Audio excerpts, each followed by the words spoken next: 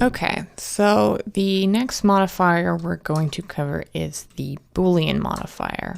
And the boolean modifier essentially is a way that we can programmatically combine the data of two objects that would otherwise be too complicated to do manually.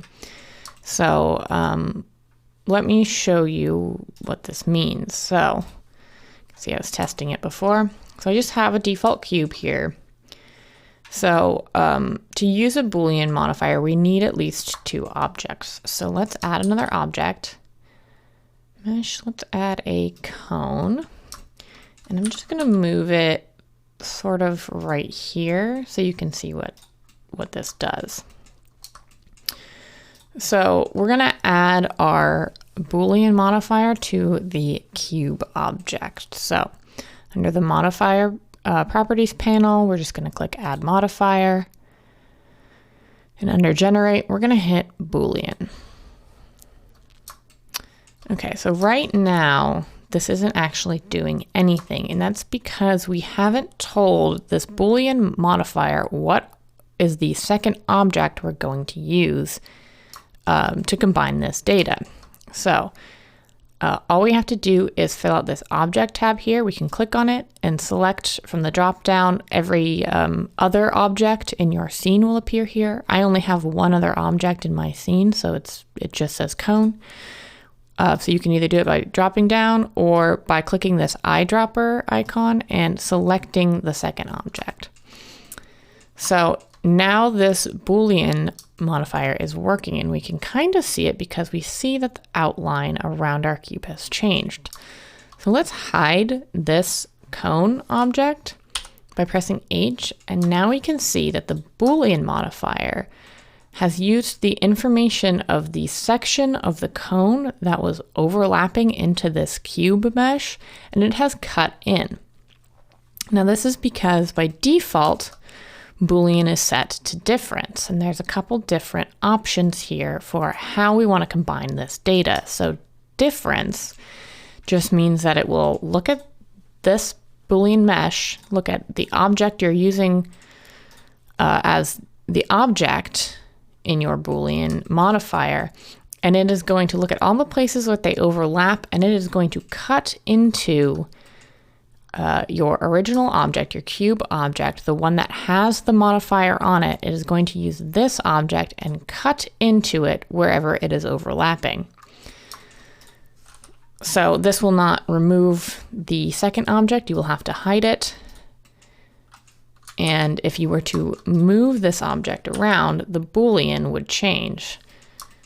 So now if I hide this cone, you'll see the cut has been made there where it was overlapping. There are a couple of different Boolean types. Difference is the default. It's the most commonly used one, at least in my case. This is the one I use the most. We can also join these two objects together by using union. So now we see our cone again, but this actually is not the original cone piece. Our cone piece is still hidden, but it has taken all of the parts of the cone and joined them to this cube. So now this is one object. And if we were to apply this, the geometry would be cut as such. Let's just Control Z to undo that until we get our modifier back, so that way we know our cube underneath it, underneath these modifiers, is still the default cube. Again, if we take the cone and move it around, it will change the Boolean, and we're getting this Z fighting only because we have a cone object, but because this is set to union, it is creating that exact geometry right underneath it, which will go away if you just hide the cone, the separate cone object. Now there's also intersect, which, let's change this over to intersect. So now all this is done, and let's hide our cone. So this is now our cube object. What intersect does is it looks at all the parts that were overlapping between your two objects, and instead of cutting those away, it keeps only those parts. So can sort of think of it as the inverse of the difference, if that helps. So let's move this down so we can see it. So when this is set to difference, if we hide this cone, it cuts away everything that is overlapping and leaves the rest. But if we set it to intersect, it cuts away all the rest and just leaves the part that was overlapping. Now there's a couple of solver options and algorithms that Blender uses to calculate how these cuts and joins and things are going to be made. There's fast and there's exact. It depends sort of on your object, which one of these is going to be more accurate. So I think it defaults to exact, but if you are trying to run a Boolean operation and it's not cutting the way you want it, you can always try fast, and sometimes that will help it. So I use Booleans primarily I use primarily the difference operation.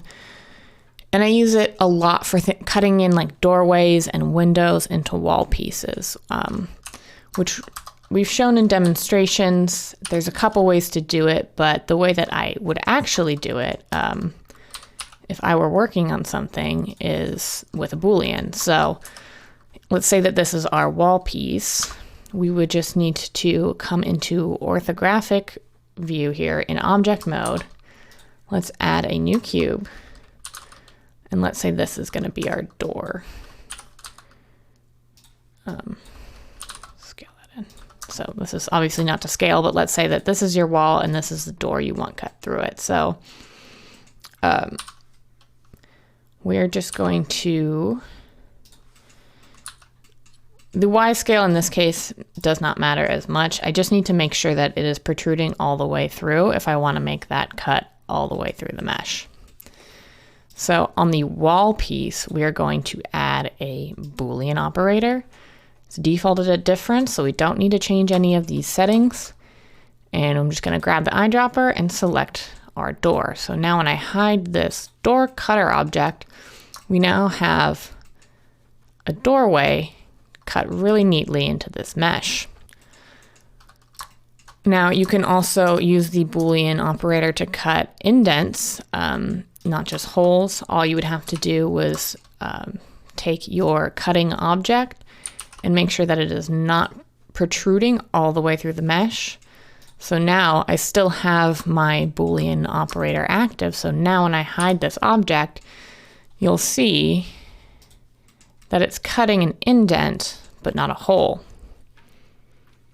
Now, the Boolean modifier isn't perfect. If you have a lot of subdivisions or kind of crazy geometry, it may not be able to calculate the Boolean quite so cleanly, and that is when you might need to change your solver method.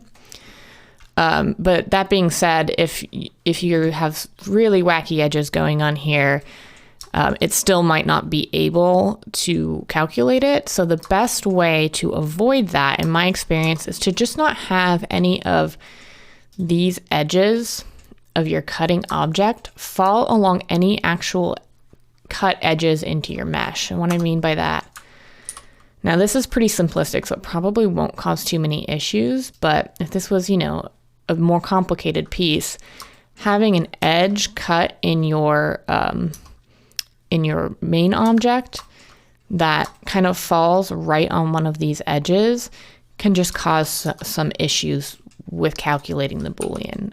Again, you're not seeing it here. These pieces are too simple, but if you're modeling your own piece and you notice that, things just aren't cutting properly, it might be worth it to go into your main object that you want to cut into and clean up the geometry a little bit. So just know that it's not a totally perfect system, as with most things in Blender and other 3D modeling programs. It kind of requires a knowledge of how to make things cleanly, as well as using the modifiers and the tools. So that is it for the Boolean operator, the Boolean modifier, I should say. In the next video, we're going to go over one more in this sort of beginning section. Obviously, there's a lot more modifiers. You can go over them. You can play with them on your own time. We're going to be going over one more as sort of just these are the most important modifiers, and in a later section of the course, we'll cover some of the more advanced ones. So that is it for Boolean. We're going to cover array in the next video.